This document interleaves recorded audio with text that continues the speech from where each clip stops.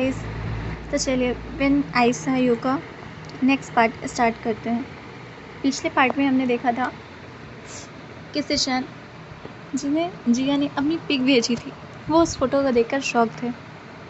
उनके आंखें तो खुली थी मगर वह बेहोश था। उसकी आंखें सिर्फ लैपटॉप पर जमी हुई थी।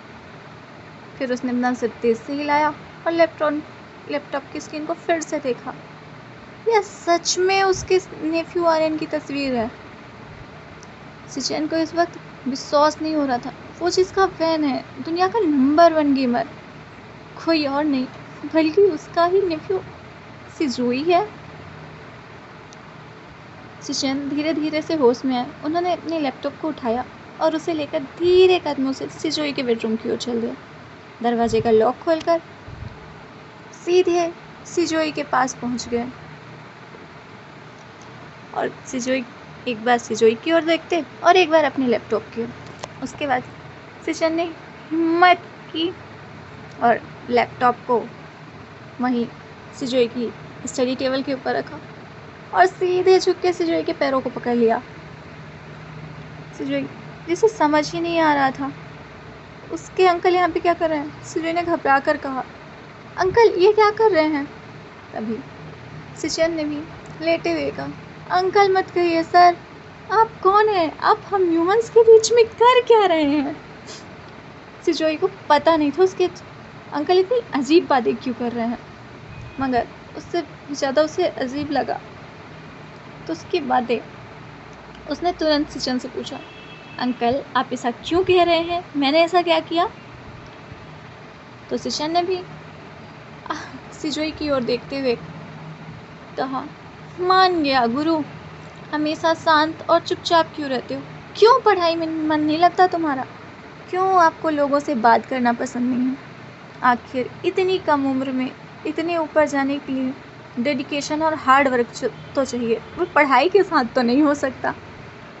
सिजोई अपनी चेयर को कस के पकड़ के बैठा था ताकि कहीं अगर उसका बैलेंस ना बिगड़ जाए और वो अपने अंकल के ऊपर ही ना गिर पड़े।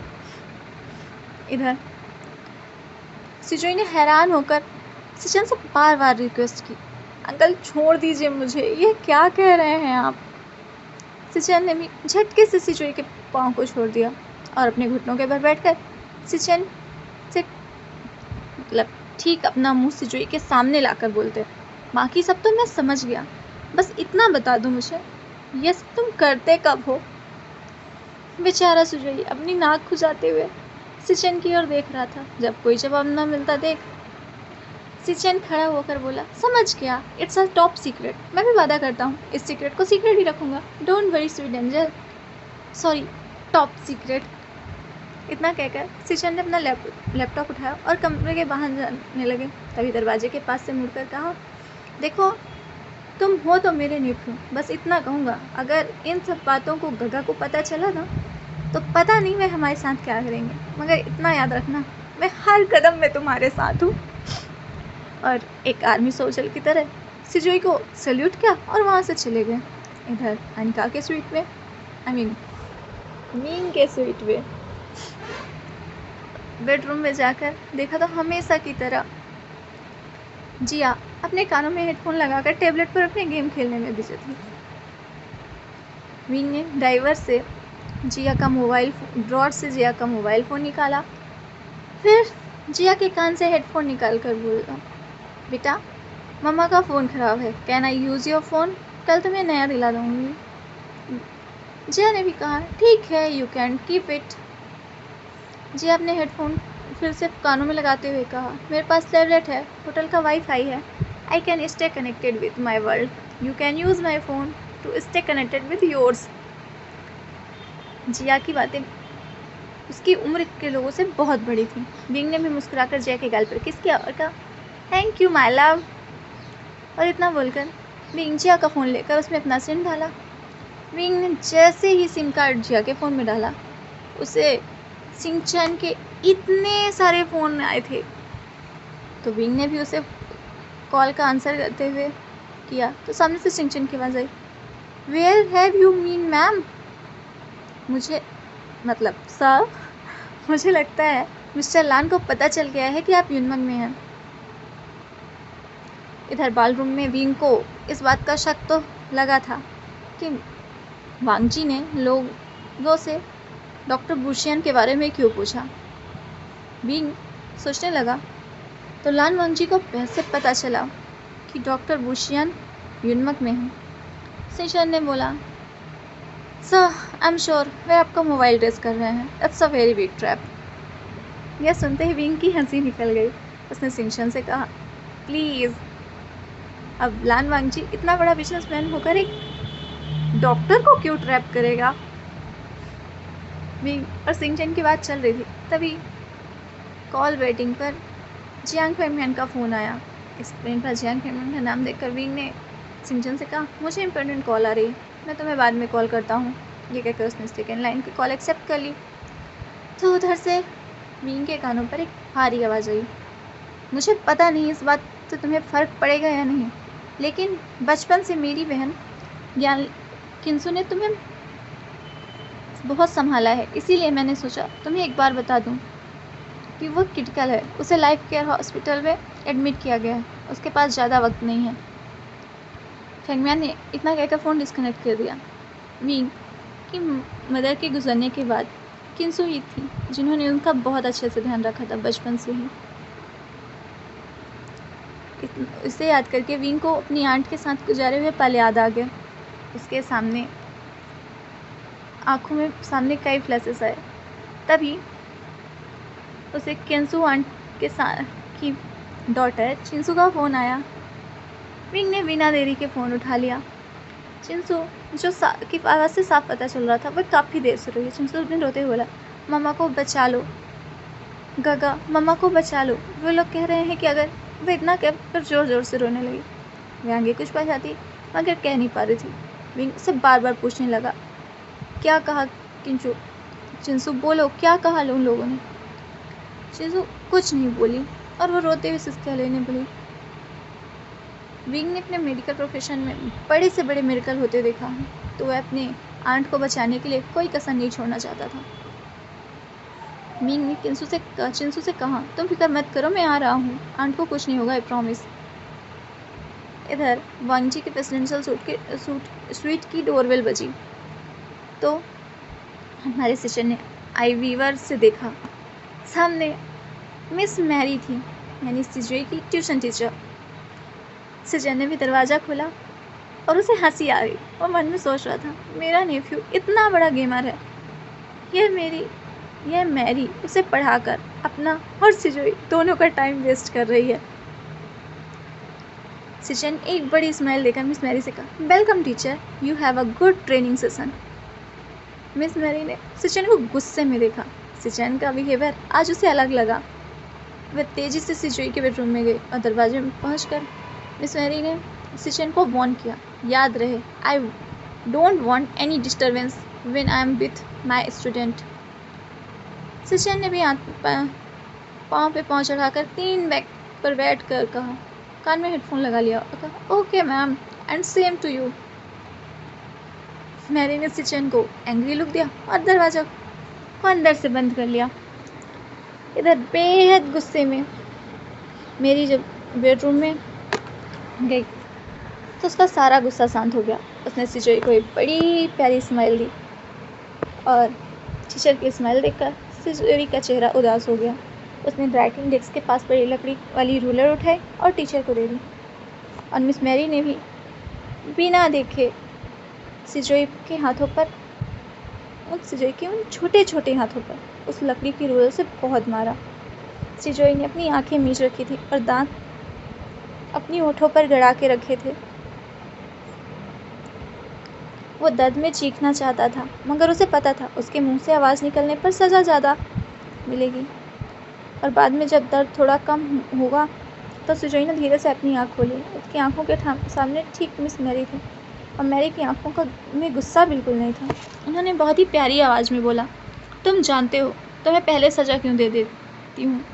क्योंकि मुझे पता है तुम बिना गलती किए रह नहीं सकते। आज होने वाली गलती के लिए ये तुम्हारी एडवांस सज़ा थी। अब चलो कल का दिया गया होमवर्क दिखाओ। सिजोई उंगलियों को मसलता हुआ डेस्क के पास गया, अपनी वर्कशीट हाथों में ली और उसे धीरे से मिस मैरी के हाथ में दे दी। मिस मैरी की आवाज़ ऊंची और स्ट्रिक्ट हो गई। व्हाट इज़ दिस सिजोई? तुम कोई काम ठीक से क्यों नहीं करते? मैंने तुम्हें हिस्ट्री का होमवर्क दिया था और तुमने यहाँ मैथ्स के प्रॉब्लम सॉल्व किए हैं। तुमसे ज़्यादा बेवकूफ़ बच्चा मैंने अपनी ज़िंदगी में नहीं देखा। मैरी ने फिर नीचे अपनी आवाज़ नीचे करके शांत अंदाज में कहा, तुम्हारी उनके स्टूडेंट कितने स्मार्ट और इंटेलिजेंट होते हैं। तुम 6 साल के हो मगर तुम्हारा दिमाग 1.5 साल के बच्चे जितना भी नहीं है। इसीलिए तुम्हारी माँ तुम्हें छोड़ के चली गई क्योंकि उसे शर्म आता होगा। तुम लान फैमिली के इकलौते वारिस हो और वो भी पागल। पिछले स्कूल से भी तुम्हें इसी वजह से निकाला गया था। तुम एक पागल हो और तुम्हारे रहते बाकी बच्चों पर अच्छा असर नहीं पड़ता। तरस आता है तुम्हारे फादर पर। तुम्हारी वजह से कितनी बदनामी हो रही है उनकी हर जगह। फिर मिस मैरी ने अचानक ही अपना मूड बदला और सिजोई के चेहरे पर हाथ घुमाकर बोलती, मैं एक टीचर हूँ और मेरा काम है तुम्हें अच्छी एजुकेशन देना। चलो आज हम मैथ्स पढ़ेंगे। मैरी ने सिजोई के कंधों से पकड़ा, फिर दोनों राइटिंग डेस्क से पर बैठ गए।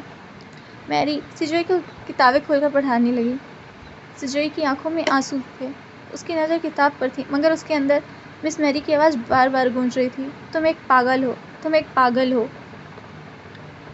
इधर विंग जो हॉस्पिटल जाने के लिए सूट से बाहर निकला था, उसने जिया को अपना गुड बाय किस देकर दरवाज़ा बंद कर दिया।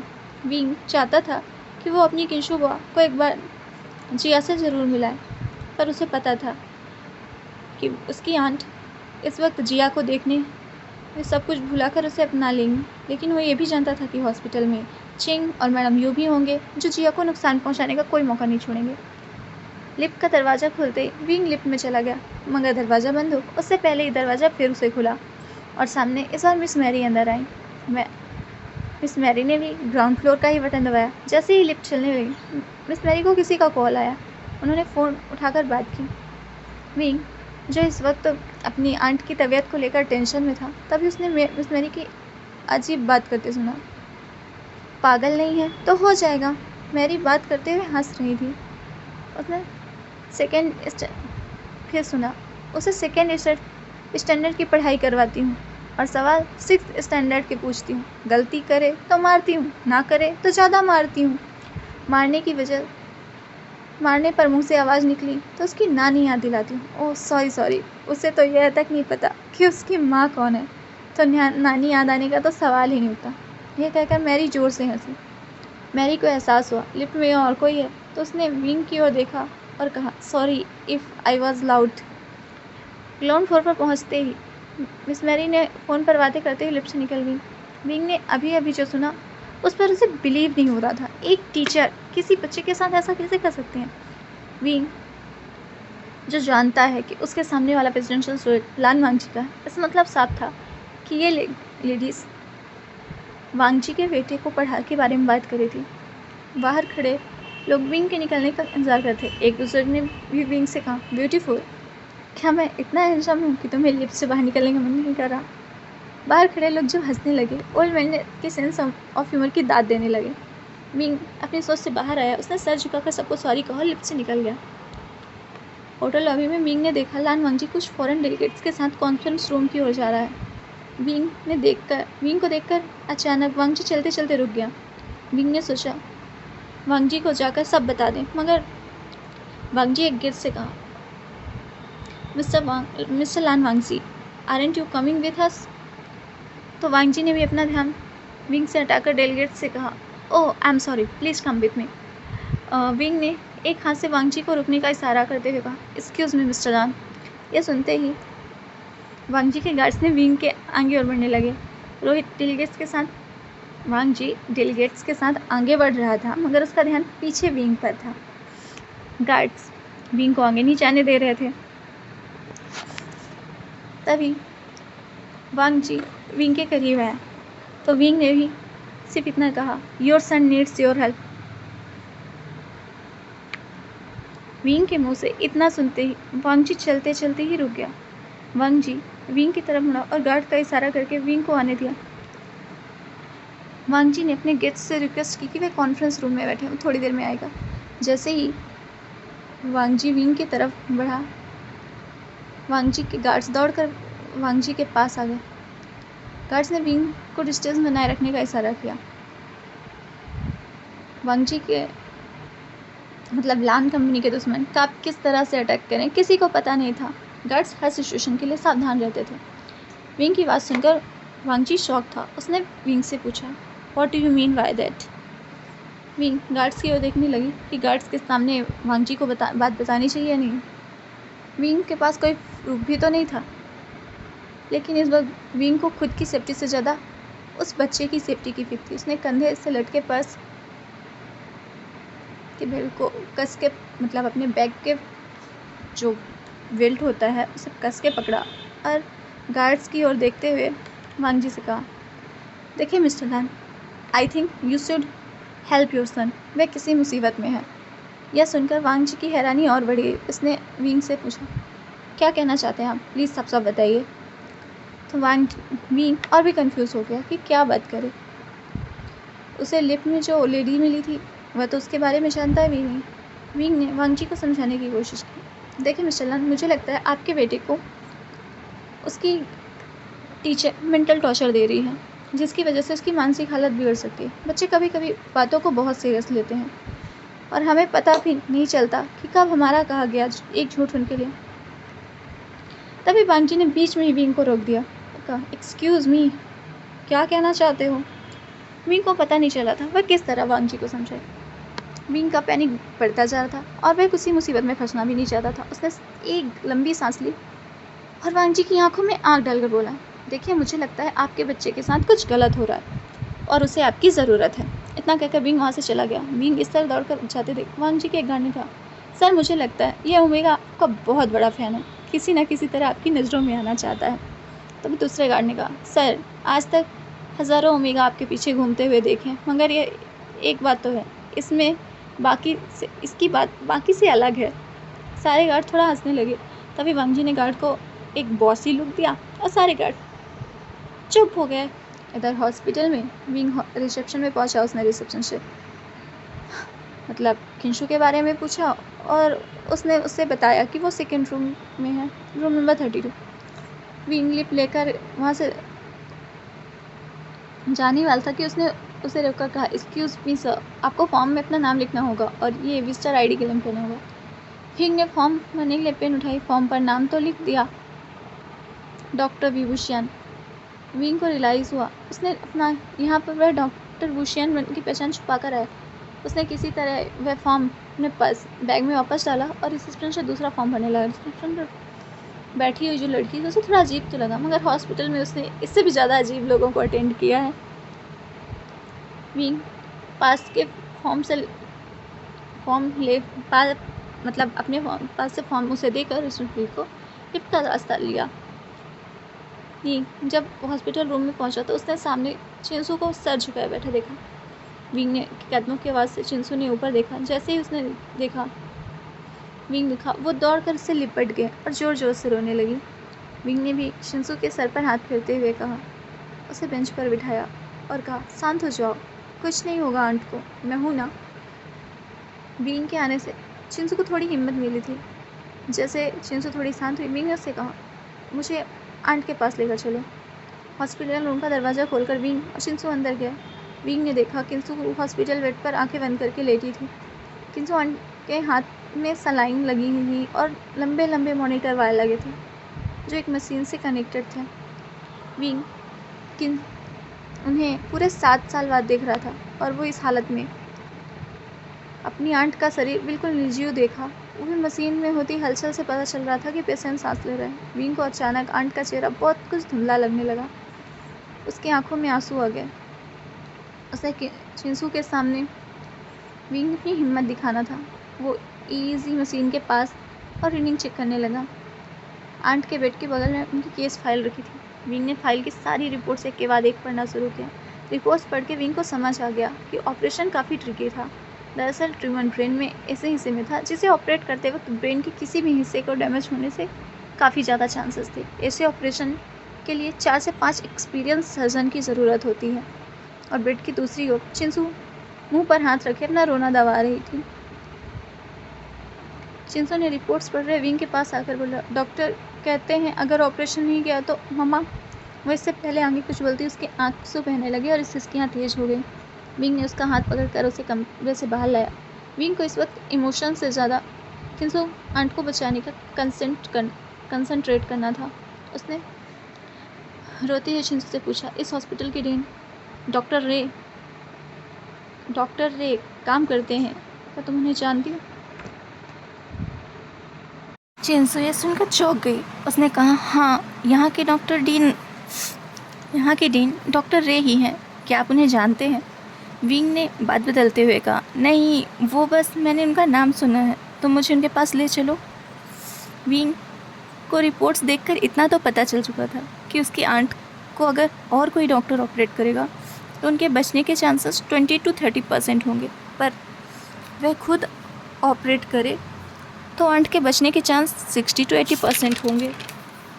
जब वे दोनों डॉक्टर रे के केबिन के पास पहुँचे, डॉक्टर अपनी कैबिन से बाहर निकल रहे थे। उन दोनों को देखकर डॉक्टर रे ने चिंसू से कहा, हेलो यंग लेडी, और आपके साथी है कौन है? चिंसू ने डॉक्टर रे को विंग से इंट्रोड्यूस करवाया। डॉक्टर रे का फेस थोड़ा सीरियस हो गया। वो केबिन के अंदर चले, विंग और चिंसू को बैठने को कहा। फिर उन्होंने विंग से कहा, मैं आप लोगों को गलत उम्मीद नहीं दूंगा। मिस किंसू की हालत थोड़ी क्रिटिकल है क्योंकि ट्यूमर की पोजीशन वेरी ट्रिकी है, लेकिन एक चांस है, अगर डॉक्टर बुशियान इस ऑपरेशन को लीड करते हैं तो यह सक्सेसफुल रहेगा। फिर विंग की ओर देखकर बोलते हैं, जैसे तुम्हारे मॉडलिंग फील्ड में हर मॉडल हर प्रोजेक्ट का काम नहीं कर सकता, किसी खास प्रोजेक्ट के लिए एक खास मॉडल होता है, वैसे ही इस ऑपरेशन के लिए डॉक्टर बुशियान के अलावा कोई और करेगा तो रिस्की होगा। डॉक्टर रे, जो बिल्कुल नहीं जानते थे जिसे इस मॉडल समझ रहे हैं, वो द फेमस न्यूरोसर्जन डॉक्टर बुशियान था। विंग ने सारे रिपोर्ट्स देखे। उसके बाद डॉक्टर रे से बोला, doctor, can I try? Doctor रे को कुछ समझ नहीं आया, वो थोड़ा कंफ्यूज हुए और फिर उन्होंने उसी कंफ्यूज फेस से विंग से पूछा, आई एम सॉरी यंग मैन, क्या तुम दोबारा कहोगे? विंग कुछ बोलने ही वाला था, तभी केविन का गेट खुला और मैडम यू और चेंग अंदर आए। मैडम यू विंग को देखते ही उस पर बरस पड़ी। यह क्या तरीका है विंग, बिना अपॉइंटमेंट कि डॉक्टर रे से कोई नहीं मिल सकता, तुम मैनर्स कब सीखोगे? डॉक्टर रे को मैडम यू की बात थोड़ी अच्छी नहीं लगी। उन्होंने स्माइल के साथ कहा, इन्हें मुझसे मिलने के लिए अपॉइंटमेंट की ज़रूरत नहीं है। डॉक्टर रे चेंग के पास आए और उसकी पीठ थपथपाकर विंग से बोले, सी विंग, चेंग हमारा सेकेंड ईयर स्टूडेंट है और इसने डॉक्टर बुशियान को मिस किंसू की रिपोर्ट मेल की हैं और उनसे रिक्वेस्ट की है कि वो खुद आकर तुम्हारी आंट का ऑपरेशन करे। ये सुनकर विंग ने अपना फ़ोन चेक किया तो देखा उसे तो कोई मैसेज नहीं आया था और ना ही कोई मेल में कोई रिक्वेस्ट आई थी। मैडम यू ने चेंग के सर पर हाथ फेरा और उसके बाद बोली, डॉक्टर रे, चेंग बहुत इमोशनल है, अपने आंट से बहुत ज़्यादा अटैच है। डॉक्टर रे अपनी चेयर पर वापस बैठे और चेंग से पूछा, डॉक्टर बुशियान ने कोई जवाब दिया? चेंग की शक्ल देखकर ही विंग को पता चल रहा था कि वह झूठ ही बोलेगा। चेंग झूठ मूठ का फ़ोन देखा और उसके बाद सैड होते हुए बोला, नो सर, नो आंसर, मुझे लगता है वो बिज़ी होंगे। और फिर उनके चार्जेस। मैडम यू ने चेंग को बीच में ही चुप कराते हुए बोली, कितनी बार बोला है चेंग, जो भी चार्ज होगा वो तुम्हारे डैड पे कर देंगे, आखिर एक ही तो सिस्टर है उनकी। डॉक्टर रे मैडम यू के लेक्चर देखकर थोड़ा काफ़ी इम्प्रेस हुए और उन्होंने कहा कि किंसू इज़ वेरी लकी जिनके पास आप जैसा परिवार है। मैडम यू ने बड़ी सी स्माइल दी और फिर कि विंग, चिंसू और चेंग से कहा, चलो तुम लोग बाहर चलो, डॉक्टर को और भी पेशेंट देखने होंगे। डॉक्टर रे ने अपनी जेब से एक पेन निकाली और एक प्रिस्क्रिप्शन लेटर पर अपना नंबर लिखते हुए विंग को दिया, this is my personal number, तुम्हें कुछ भी पूछना हो तो मुझे कॉल या मैसेज कर देना, I am here to help to you.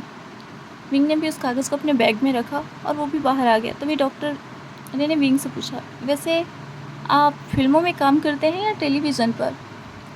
इससे पहले विंग डॉक्टर ए को कोई जवाब देता, चेंग ने कहा, सर ये कोई मॉडल या एक्ट्रेस नहीं है, यह तो स्कूल ड्रॉप आउट है। 6 साल पहले यूनमक छोड़कर भाग गया था क्योंकि शादी के दूसरे दिन पता चला कि यह प्रेग्नेंट है और 6 साल बाद वापस लौटा है। ये तो मेरा भाई है। डॉक्टर रे जो विंग को गौर से देखने लगे। उन्हें यकीन नहीं हो रहा था, इतनी मासूम आंखों वाला लड़का जिसमें इतनी सच्चाई थी। विंग बहुत ही एम्बेरस हुआ और हॉस्पिटल के कॉरिडोर पर पहुंचकर विंग ने अपना चश्मा अपनी आंखों पर पहन लिया। चिंग, मैडम यू और चिंसू उसके पीछे आ रहे थे। मैडम यू ने विंग के कंधे पर हाथ रखा और कहा, ऐसा काम ही क्यों करते हो कि मुँह छुपाना पड़े। चिंग ने अपने एक हाथ से उंगली में गाड़ी की चाबी गोल घुमाते हुए बहुत ही खुश था, क्योंकि उसने बॉलरूम में हुई अपनी इंसल्ट का बदला जो ले लिया था। फिर वो चिंसू के पास गया और बोला, देखो चिंसू, तुम तो जानती हो मैं कितनी कोशिश कर रहा हूँ आंट को बचाने की। डॉक्टर बुशियन से कांटेक्ट करने की कोशिश कर रहा हूँ। हॉस्पिटल के बड़े बड़े डॉक्टर से भी बात की मैंने। अब अगर तुम्हारे विंग अगर मेरा छोटा सा काम कर दें तो हम सब मिलकर आंट की जान बचा सकते हैं। विंग का ध्यान इस वक्त चिंग की बातों पर नहीं था। वो तो सिर्फ ये सोच रहा था कि किस तरह से आंट का ऑपरेशन करना होगा। चिंसू चिंग की बातों में एक उम्मीद दिखाई दी। उसने चिंग से पूछा, बोलो चिंग का क्या करना है हमें? मम्मा के लिए गगा सब कुछ करेंगे, है ना गगा? बोलो क्या करना होगा? मैडम के चेहरे पर एक मुस्कान आ गई। उन्होंने विंग की ओर देखा। विंग ने और फिर विंग के सन ग्लासेस उतार कर बोली, तुम्हारी माँ मरने से पहले जो 2 टके की फैक्ट्री तुम्हारे नाम कर गई थी, वो फार्मा फैक्ट्री तुम अपने ब्रदर के नाम कर दो बस। चिंसू बड़ी उम्मीद से विंग को देखने लगी। उसे यकीन था कि अपनी आंट की जान बचाने के लिए विंग उस फैक्ट्री को चिंग के नाम कर देगा। विंग चलकर हॉस्पिटल की खिड़की के पास गया। वो बाहर देखकर कुछ सोच रहा था। फिर उसने मैडम यू, चिंग और चिंग की ओर देखा। चिंग जो चिंसू को भड़काने लगा, देखा आज तक कितने एहसान किए थे आंट ने इस पर, आज जब इसके पास मौका है जान चुकाने का तो कैसे सोच में डूबा है। चिंसू ने दौड़कर विंग को पकड़ा और उसको हिलाते हुए बोला, गगा प्लीज़ दे दो ना कंपनी, प्लीज़ दे दो ना। चिंसू की बातें जैसे विंग के कानों में पड़ ही नहीं रही थी। मैडम यू और चिंग को लगा उन्होंने विंग को चारों ओर से फंसा दिया है। विंग ने अपने कंधे पर रखे चिंसू के हाथ को पकड़ा और धीरे से उसका हाथ अपने कंधे से सरका दिया। चिंसू विंग का ये रूप देखकर चिंसू को रोना आ गया। वो बस आंखें खोल के विंग को जाते हुए देखती रही। और इधर होटल में विंग के स्वीट की डोरबेल बजी तो वेजिया ने दरवाज़ा खोला। रूम सर्विस के ने रिया से ने ऑर्डर किया था, वही पिज़्ज़ा आया था। बॉय ने पिज़्ज़ा डाइनिंग टेबल पर रखा और उसने जिया से कहा, एंजॉय योर मील मैम। तो जिया ने भी बड़े प्यार से कहा, अंकल मम्मा आपको टिप दे देगी, बाय। और वो वेटर वहाँ से चला गया। जिया जैसे ही पिज़्ज़ा खाने वाली थी, उसे अपनी उस अनजान दोस्त की याद आई। उसे लगा वो बहुत अकेला था। जिया उससे दोस्ती करना चाहती थी, तो उसने अपने स्वीट का मेन डोर खोला और धीरे से सामने वाले स्वीट के दरवाजे पहुंची। डोरबेल तक तो जिया का हाथ नहीं पहुंचा। वो अपने पाँव से दरवाजे को किक करने लगी। थोड़ी देर किक करने के बाद धीरे से दरवाज़ा खुला और दरवाज़ा सिजोई ने खोला। दरवाज़ा खुलते ही जिया और सिजोई एक दूसरे को देखा। जिया के हाथ से प्लेट गिर गई। दोनों कुछ देर एक दूसरे को देखते लगे। उन्हें लगा किसी ने उनके सामने मिरर रख दिया। तो गाइस आज के लिए बस इतना ही। मिलते हैं नेक्स्ट पार्ट में।